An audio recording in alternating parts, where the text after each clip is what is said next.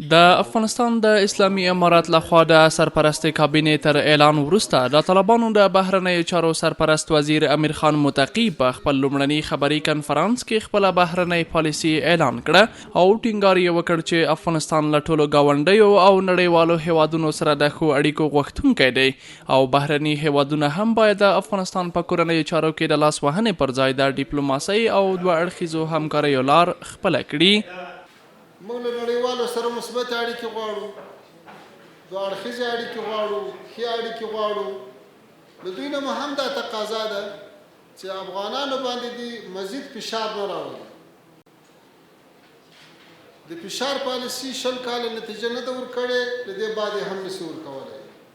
د نوموړي په خبره د تیرو څو لسیزو پرله پسې جګړو له کبله افغانان له هره اړخه زیانمن شوي او اوس د دې وخت را رسېدلی چې نړۍ له افغانستان سره د بشري مرستو ترڅنګ په پراختیایي برخو کې هم خپلې مرستې او همکارۍ ډېرې کړي او په بهر کې له افغانانو سره د مرستو پر ځای دی په افغانستان کې دننه له دوی سره مرستې وکړي.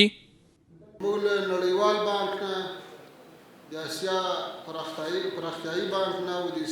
اسلامي پراختیایي بانک نه دا غوښتنه کوو چې په انکشافي برخه کې هم له موږ سره مرستې وکړي، له دې هېواد سره مرستې وکړي تر څو د صحت په برخه کې، د تعلیم په برخه کې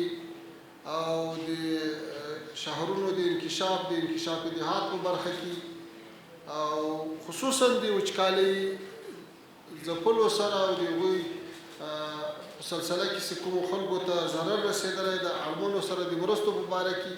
په دې برخه کې هم باید کومکونه وشي.